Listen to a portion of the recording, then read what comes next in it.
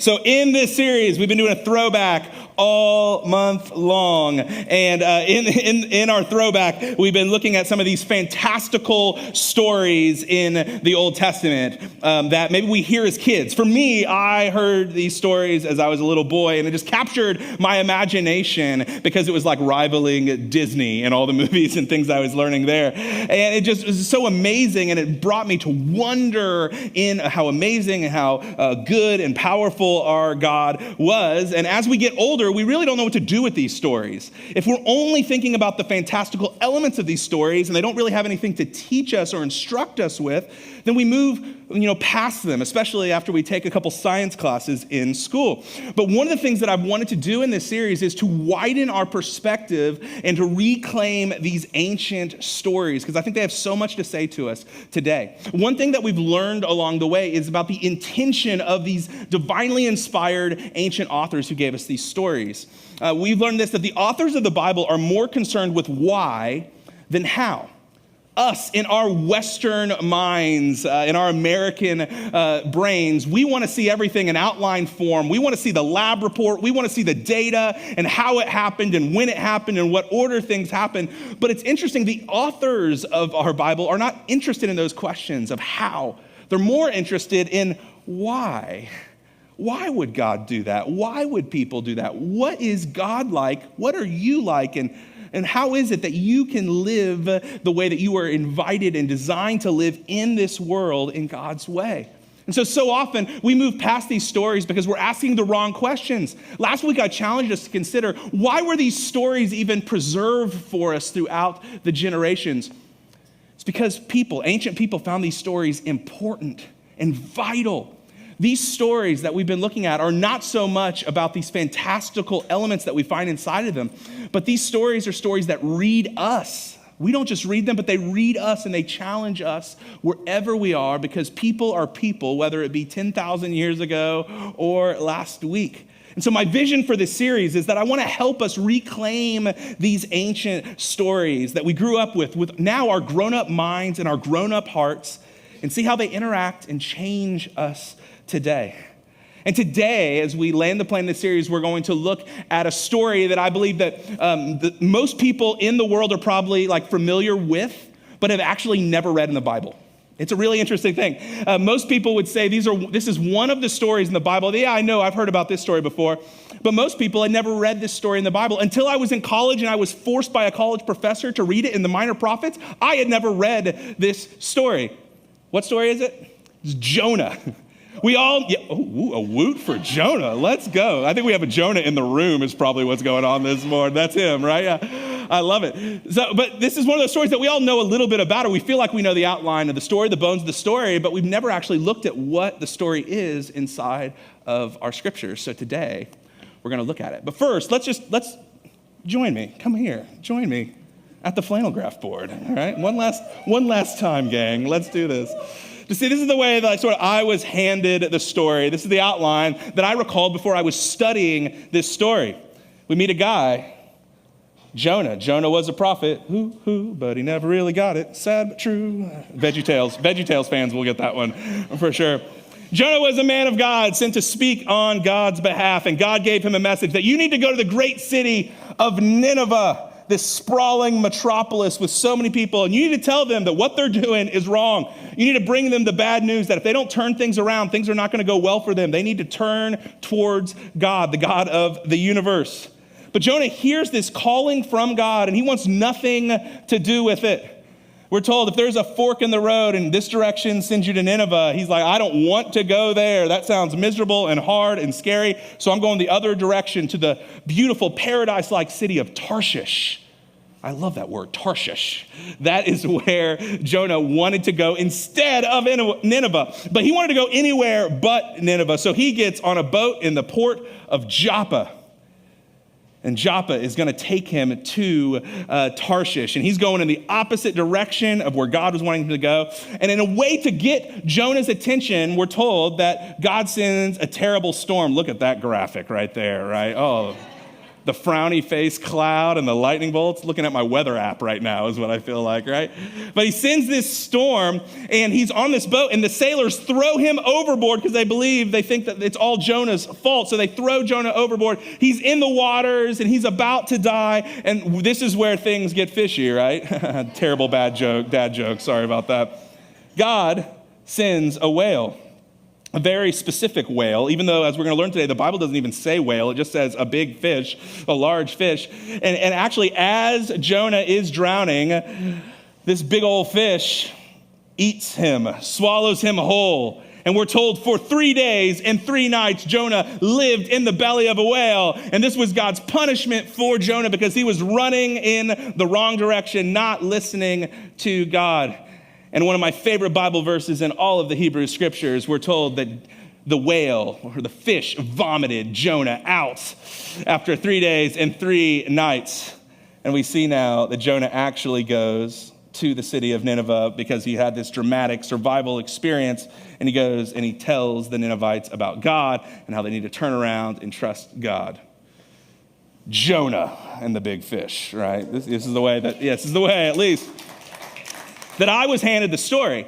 And when we are handed the story this way, there's a couple things that jump off the page. It's God who is angry at Jonah and punishing Jonah through this crazy thing with the fish.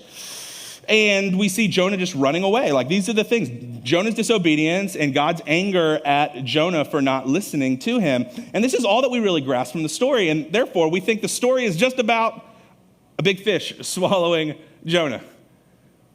And honestly, you guys, the more that I study this story, and you guys should look at it this week because it's only 4 chapters. It's the shortest prophet in all of our Bible. But the more that I study, the more that I look into it, the more that I let it read me, this story is not about a fish. It's not a strange survival, fantastical story. This story is about my human desire and your human desire to put people in categories and keep our distance from them. This is a story about what we do with our enemies. This is a story that challenges me in my emotional spaces in my life when good things happen to people I don't like. This is a story about categories of people and a God who refuses to play by those rules.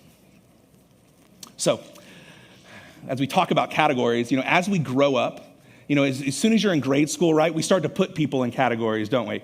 It's like the lunch tables at recess. We start to put students, kids in categories. A little bit later, you have the jocks, you have band kids, you have the super smart kids, the geeky kids, and they all sort of have their own circle, and there's their categories. It's their social circle. It's the things that they're interested in, and they're all separate. We get a little bit older, and the categories we put people in are based on the relationship statuses, aren't there? Oh, they're sad and single.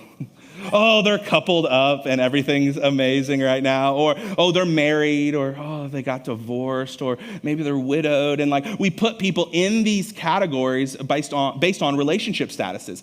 We also tend to put people in categories based on their achievements and how fast and how driven they are to climb the ladder. We think, oh man, they're an up-and-comer. Can you believe how hungry they are and how they hustle? And they used to be here, but now they're here. We love stories like this. We categorize people as winners. We also categorize people as losers, people that just don't get it together, people that are stuck in arrested development and have never taken a hold of opportunities in front of them or ever created opportunities for themselves. And we just look at them and we're like, oh, they're sad. They're still living in their mom's basement kind of thing, right? And we consider them losers. Winners, losers, up-and-comers, people stuck in arrested development. We do this with people all the time. And it's interesting to me because some of the most exemplary people in our culture, in our society, are people that actually burst through categories when you think about it. Like the people that the movies are made about, the people that the biopics are made about, or the biographies are written about, are people that burst through categories. Just a few people that maybe you didn't realize burst through a category. Here is a picture of the 40th president of the United States, Ronald Reagan, the patron saint of conservative politics. And one of the most effective politicians, no matter where you are on the political spectrum, you've got to say he's one of the most effective politicians of the last 100 years, made a lot of legislation happen, moved a lot of things forward, reimagined what federal government could look like, a very effective politician. But you might not know that before he was a politician, he was an actor in B movies. Here's a picture of him, Ronnie Reagan, from years earlier, who was in, check out some of these movies. Oh, actually, please don't. Like some of the worst movies that Hollywood ever produced. But he was known as an actor. And then he worked for the Actors Guild and the association as legal counsel and leading them. But he started in Hollywood and then became a politician and an effective leader in our world. Burst through a category. Here's another example of someone who burst through categories. Anybody a fan of the show 24? Jack Bauer, right? Jack Bauer. This is Kiefer Sutherland who played Jack Bauer. Every episode of this show is like 24 episodes, 24 hours in a day. Nobody slept. They were making terrible decisions is what I think about all the time in that, right? But there's like the world is on the brink and they've got to find the bomb. They've got to stop the terrorist from doing the thing. Kiefer Sutherland plays this really intense character, but you might not know that Kiefer Sutherland also is the front man in a country rock band, the Kiefer Sutherland Band. Very creative name, right? Some of their hit songs that you might know are Chloe, Get the Schematics, and There's a Bomb Down There. Those are actually not the titles at all. But he has this creative outlet. Even though he's like this intense actor, he likes to sing and make music with his friends. They're bursting through categories again. Here's a picture of maybe one of the most dominant athletes of our time. This is Shaquille O'Neal, right? Shaq. And he tortured the Pacers, whether he was on the Magic or he was on the Heat or the Lakers the other time we got to the finals and beat us. Like, he just tortured us, right? But a dominant physical force, maybe the most dominant big man who'd ever played since Wilt Chamberlain. But he actually burst through this category of just being an athlete to becoming a genie. Did you guys know this? The 1994 cinematic classic that won best, no, not at all. One of the worst kids movies ever. But he burst into Hollywood, right? And now he's on commercials for about everything. He's a TV personality on Inside the NBA. He burst through these categories where he's more of a personality and celebrity than just an athlete. We hear these stories all the time of people bursting through categories. And again, you guys, as we dive into the story of Jonah today, we're going to find that the story is not just about a fish. It's not just about a prophet on the run. We're going to find that this story is about the categories that Jonah puts people in, the categories that I put people in, and this God who refuses to play by those rules. So let's go to the text. Let's see what the Bible actually says and how it actually speaks about Jonah the prophet. From verse 1 of chapter 1, we are told this. The word of the Lord came to Jonah, son of Amittai. Go to the great city of Nineveh and preach against it, because its wickedness has come up before me. Now, the great city of Nineveh is the capital city of Assyria, which is one of the ancient enemies of God's people, Jonah's people, the Israelites. These are mortal enemies, and this is the capital city, the belly of the beast of the Assyrian Empire. And Jonah is tasked with doing a very Old Testament prophet thing, to go give a bad news message to. Let them know that they are living out of line and that their ways of living and treating people are going to come to an end, because God is the God of justice and he's going to do something about your sin and about your wickedness. Everything in verse 1 is very typical Old Testament prophet stuff. You got categories. You got somebody receiving a word of the Lord to go be a prophet to a group of people. You've got a group of people that are living wickedly that God's saying, okay, I'm not putting up with this forever. Here's your message, right? Everything seems to be note for note how you would imagine an Old Testament prophet to be until the very next words. But Jonah ran away from the Lord and headed for Tarshish. He went down to Joppa, where he found a ship bound for that port. After paying the fare, he went aboard and sailed for Tarshish to flee from the Lord. This is odd. You have a prophet, a man of God, who actually was told to do something, and he's like, no, I'm not going to do it. And he flees from God. He wants to have nothing to do with going to Nineveh. He wants to have no responsibility to go speak to these people that he is enemies of, and all this kind of stuff that's going on. It's a wild experience, because he gets on a boat and he heads literally, if we look at a map, the opposite direction of Nineveh. This is upside down, and this is bursting through categories already, because you have a man of God running away from God and the calling of God on his life. But the question that I wrestled with this week is why is it that Jonah wants to run away from God? And I used to think he wanted to run away from God because, following God is hard, and this sounds like a hard assignment. I used to also think that he doesn't want to go there because it's going to be scary because these are the enemies of God's people, and he thought maybe he'd immediately get killed if he steps foot into the city, and I don't think that's the case either. I think Jonah's heart's revealed more and more as we read the book of Jonah because it's not about his fear. It's not about just the big high challenge in front of him. He doesn't want to go there because he hates these people. They're his enemies. These are people, the Assyrians, the Ninevites, that made Jonah and his people lie awake at night and cower over because of the cruelty and the warfare and the evil that they had placed upon Jonah and his people. And this is the Assyrians, his enemies. I don't want to go there because if I go there, I'm going to give them an opportunity to turn things around, and Jonah wants nothing to do with that. We actually see from some other places in the Hebrew scriptures some things about how cruel and how wicked the Ninevites were, the Assyrians were to the Israelites. Here's a couple examples here in 2 Kings.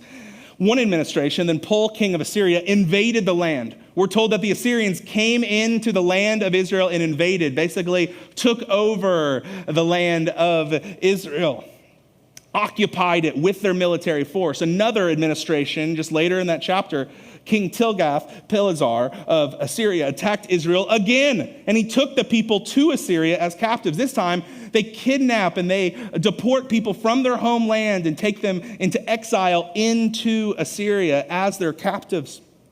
Later in the story, we see King Shalmaneser, I really practiced that name, Shalmaneser of Assyria, attacked the city of Samaria, another place in Israel, and began a siege against it. A siege is when you stop all goods coming in and out of the city, so you're basically starving them out, trying to show your force upon them. I mean, there is just evil upon evil, darkness and violence that has been bestowed upon the Israelite people by the hands of the Assyrians. And God's telling Jonah to go give them a message to turn things around, to go tell them that they're doing things wrong. Like, it might sound good to tell them they're doing things wrong, but I don't want to give them a chance to repent or turn around or change directions. I imagine in Jonah's mind, he's thinking, man, if I don't go, they won't have a chance, and maybe God will just burn it all up because I won't give them the message. Because these people, the Assyrians, are Jonah's enemies. It's the category of that they live in. And so he runs away thinking, man, I'm not going to play a part in this, and maybe they'll all burn because of it, because they're his enemies. Now, it's really easy for us, you guys, living in thinking about the Bible times and living in this time to think, yeah, they really had enemies there, but I'm glad we don't have enemies today. Right? It's really easy for us to think that's their time problem, but not an our time problem. But man, the more you think about it, man, I think we're living in a time where we have more and more enemies than ever before. And maybe we're not launching bombs or launching sieges against them. But we've got people in categories of, I don't want good to happen to them. I want to have nothing to do with them. And I'd love to see news of them going down. Maybe it's people that hold a worldview or a political stance that you are diametrically opposed to where you want to defeat them. You literally see them as an enemy, so you want to do all that you can to defeat them because they are your enemy, because if they get their way, it's bad for the world.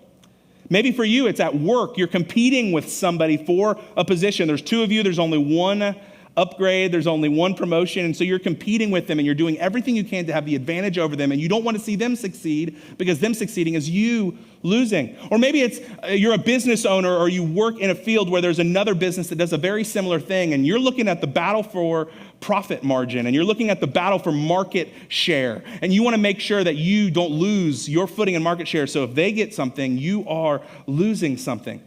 And not even to speak about the most common enemies that we have in our world today, those who hurt us, those who hurt ours or our kids or the people that are our people. We see them in a category of we don't want good to happen to them. We want to see them punished. We want to see justice prevailed by our definition. And so we see them as our enemies in the category of our enemies. And this is exactly the same thing that Jonah was doing, just with stakes that were much higher. So Jonah's called to go to Nineveh. He goes, nope, I'm going the opposite direction. I'm getting on a boat in Joppa to go to Tarshish. But God seems to chase him down, and he's not done with him, even though he's disobedient to this call. We're told this just near the middle of chapter 1. He's on this boat. Then the Lord sent a great wind on the sea, and such a violent storm arose that the ship threatened to break up. All the sailors were afraid, and each cried out to his own God. He's on a ship now with a bunch of pagan sailors who've all got their own version of who God was, following their own traditions, and they're all crying out and praying to their own version of God because they're fearful for their life. So much so that they threw the cargo into the sea to lighten the ship. And you would imagine that Jonah, being a man of God, hearing them cry out to their own versions of God and him knowing the heart of God, that he would have a moment where he could actually speak into this and he would actually calm their fears or pray to God. But where is Jonah when all this is going on? He's sleeping inside of the ship, wanting to have nothing to do with it until the sailors wake Jonah up and they try to get him into action, and they coax out of Jonah that Jonah was actually a prophet of the God of Israel. And they also coax out of Jonah that this is Jonah's fault why there's a big storm. And Jonah, what he does next, which is so interesting, is he does something on the surface that looks very self-sacrificial, but I think it's maybe the most selfish thing that he does as he comes to the deck of the boat. And this is what he has to say. He says, "Pick me up and throw me into the sea," he replied, "and it will become calm. I know that this is my fault that this great storm has come upon you." Now, again, on the surface, this sounds like so sacrificial, right? Oh, Jonah's going to sacrifice himself for these new sailor friends. But I think this is extremely selfish, and again, just revealing his motivations and his heart more than anything else. Notice a few things. He doesn't throw himself overboard at all to get off the boat. He wants the blood on these pagan sailors' hands so they look like murderers instead. Oh, he just won't jump off the boat. He wants them to do it so they're the ones that are in trouble before God. Not only that, what's a more effective way to not go to Nineveh than drowning at sea? There's not one, right? This is a very selfish thing wrapped in religious mumbo jumbo to make it look super spiritual and very righteous, right? But he does this in a way to get out of what's going on, even though he knows that the storm is his fault. And then this is what we're told next. They listened to him. Then they took Jonah and threw him overboard, and the raging sea grew calm. At this, the men greatly feared the Lord, and they offered a sacrifice to the Lord and made vows to him. What? This is so weird. These pagan sailors with their sailor lifestyle that you can only imagine, they're ones that after the winds go down, that they're actually falling on their knees with humility at God's power and at God's mercy. And they're beginning a relationship by offering sacrifices and making vows to the God of Israel. What? Again, these were pagans. These are people outside of the will of God, but somehow that category doesn't quite fit. And you have Jonah, who's supposed to be a man of God, who's doing everything the opposite of what God would want him to do. The category doesn't quite fit for him either. But we see people, these pagan sailors, responding to God's mercy and his kindness and his power in a way that Jonah just hasn't even shown. And so what happens next after they throw him overboard? We're told this. Now the Lord provided a huge fish to swallow Jonah. And Jonah was in the belly of this fish 3 days and 3 nights. And this is where some of you are like, oh, I love this story. And some of you are like, this is where you lose me. Seriously, how does this happen? What kind of fish was this? There's a word for whale in Hebrew. Why didn't they use that? And Joel, what about the stomach acids? They would kill him immediately, not 3 days, 3 nights. What are you talking about, right? I mean, this is like a strange thing. Let's just bump up against this with our modern sensibilities. This is a strange part of the story that some of us don't know how to actually take a leap for understanding. This is where we get stuck. And I'm not going to try to resolve the tension for you in this moment because there's so many different ways to read this and to understand this. But I do want to remind you what we've understood about the Eastern authors who were inspired by God to give us this. They weren't concerned with how things all played out, but they were trying to teach us why. And there's something in this that I never picked up until a couple years ago. Honestly, I first picked it up in a conversation with my wife, who's much smarter and wiser than I am in so many different ways. But we're talking about Jonah the whale, and we're looking at it, and Megan goes, the fish, that was God's mercy in this moment. And I'm like, no, it's not. This was God's punishment for him running away. It's like, no, the fish actually saved Jonah, is what my wife said. And I'm like, that's what? And then you look at the text and look at the language that's used here. Let's go back to that last verse. Now the Lord provided a huge fish to swallow Jonah. And Jonah was in the belly of the fish 3 days and 3 nights. The Lord provided. This was an act of mercy, not an act of punishment. This was a salvific salvation move of God to save Jonah as he's in the waters all by himself, not an act of punishment. And maybe this should teach us that even when we are disobedient and we're going in the wrong direction, we find over and over and over again, and Jonah shows us this as well, that God meets us right where we are. And his mercy meets us right where we are, sometimes in surprising ways. And this is what we see with Jonah in this story. And then what happens next is that we're told that the fish vomits Jonah up after 3 days and 3 nights, after Jonah has what we think is a little bit of a change of heart and a redirection. And then we're told this, starting in chapter 3. Then the word of the Lord came to Jonah a second time. Here's your redo, Jonah. Go to the great city of Nineveh and proclaim to it the message I give you. And this time Jonah's going to get it right. And this is where like the satire in the literature shows up, right? Jonah obeyed the word of the Lord and went to Nineveh. Now Nineveh was a very large city. It took 3 days to go through it. This is a large city, so to get through it, take a 3-day journey, we're told. Jonah began by going a day's journey into the city, proclaiming, here's the sermon. Here's the message. Here's all he's going to say. 40 more days and Nineveh will be overthrown. And walks out. 5 words in the Hebrew, 9 words, 8 words in the English. It's his whole message. This is ridiculous. Jonah is the worst prophet ever, right?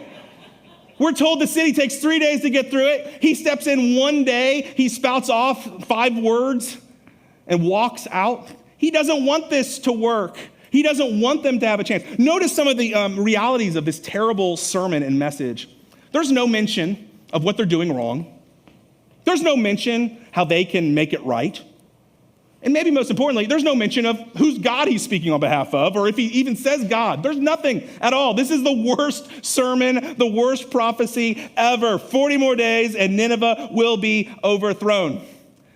The books, you guys, of Israel, or of Isaiah, another prophet in the Old Testament, writing a prophecy to Israel, is 39,000 words. Ezekiel, another Old Testament prophet, writing a prophecy and a message to Israel, 30,000 words. Here we get 5 words in the Hebrew, the worst sermon ever. You guys want to hear the craziest part?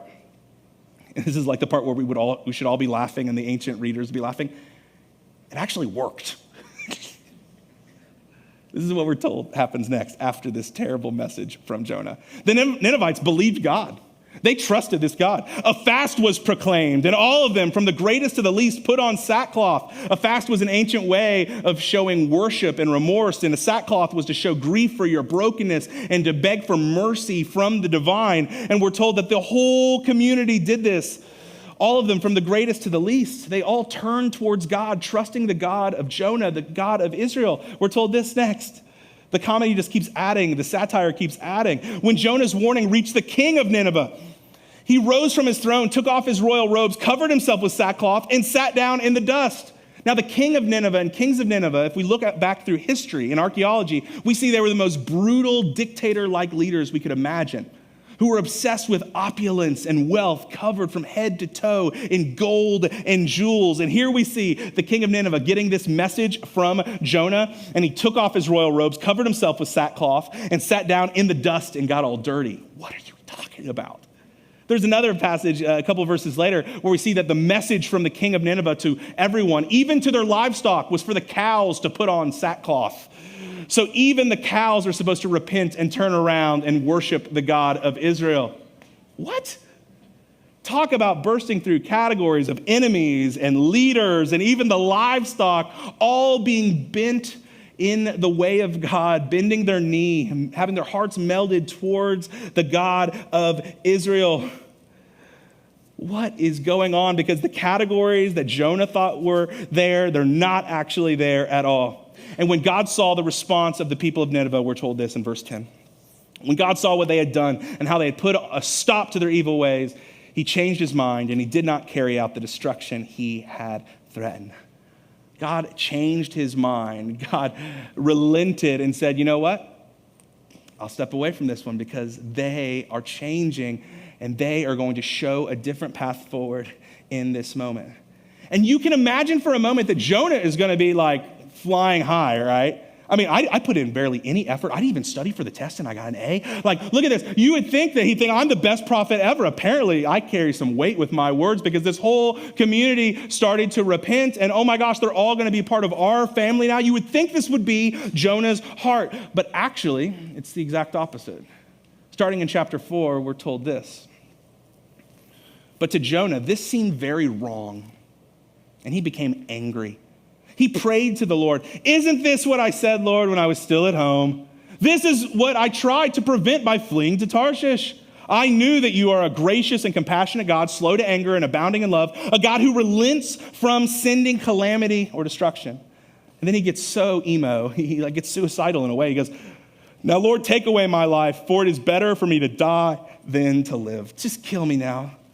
This was such a waste of my time. I'm not going to next time I step into the Prophets Club, because there wasn't destruction after my name, I'm not going to look cool anymore. This is not what I wanted to be a part of. God, don't you know that these are our enemies? Look at all the evil they've done. Look at all the wrong they've done to the people that you love, your people. Why are you so loving and compassionate? Ugh. The worst. And I love God's response here. God replied and says, is it right for you to be angry? Whose right is it to be angry over this? Why are you so honked off, Jonah? Is it right for you to be angry? And what I love happens next in chapter 4, and you should read it this week. But God gives him a little bit of an object lesson because God's not done working on Jonah's heart, and I don't think he's done working on our hearts either. Jonah, he goes up to this hill, and he's looking over the city. And it's, he's sort of seeing if God's going to end up destroying the city or not. And he's looking over the great city of Nineveh. And God gives him this leafy vine that covers up his head for the day. Grows this leafy vine that gives him shade, gives him comfort from the wind and from the sun.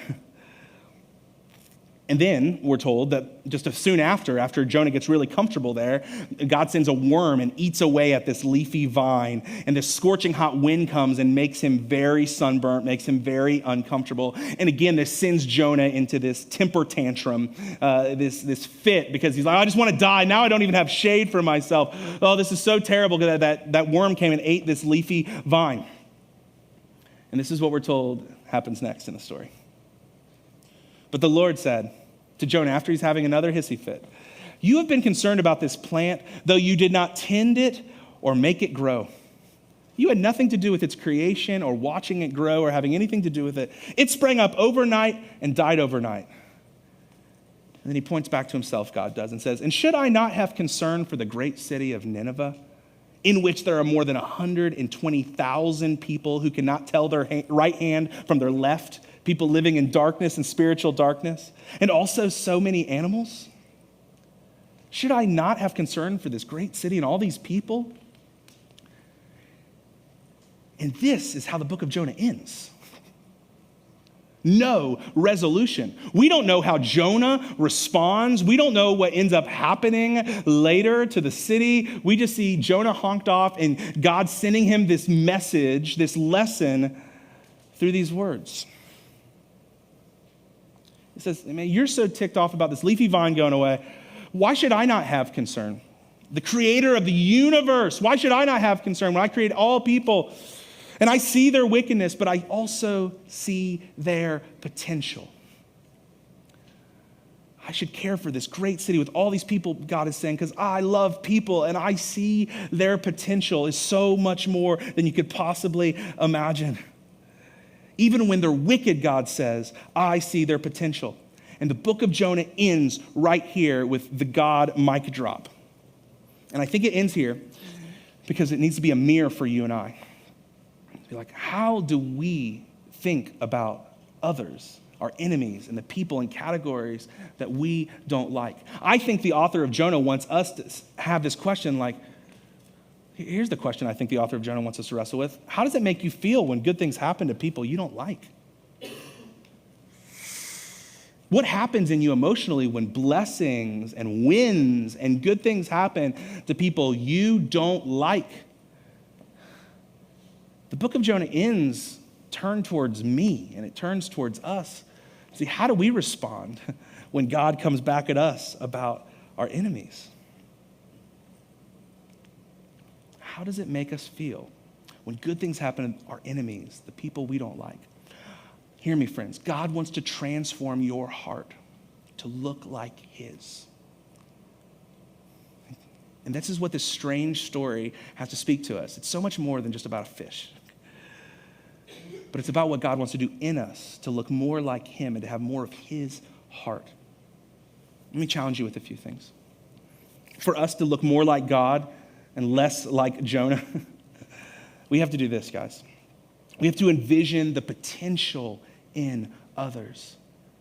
God saw the potential in the wicked city of Nineveh. God sees potential in things that we write off. You and I are so quick to write off others and throw them in the categories of loser or terrible person or he'll never come to church or they'll never follow God. All these different categories that we want. But God in this story envisions the potential in others and says, I'm not quick to give up on my creation. God sees enemies and says they still have potentials. Don't write people off. We are called to be people that envision the potential in others. Let them know that they are more than the way they are living and all that they think that they are. Remember, every character in this story is flipped upside down. Jonah, the pagan sailors, the king of Assyria, and even the cows, they're flipped upside down because they have potential. You and I, man, one of our sacred tasks as we partner with God and walk with God is to envision the potential in others. Here's one way we can do this. Don't bury people in who they were. Call out who they can become. We as a culture, and oftentimes as religious people, as Christians, we are so quick to bury people in who they were. Bury people and just call this is all they are in the way that we've seen them live. But the sacred calling is to envision the potential in all people, to call out who they can become, to see more in them than they imagine.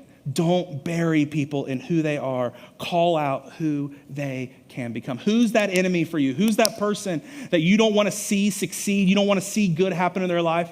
Man, your sacred call, your sacred challenge is to find a way to call out who they can become because you envision potential in them. This is what God sees when he sees Nineveh. This is what God wants us to see when we see our enemies today.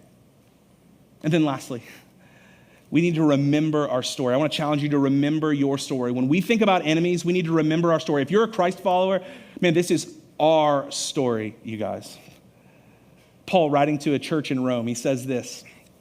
He's talking about what Jesus has done on the cross. This is thousands of years later after Jesus' death and resurrection.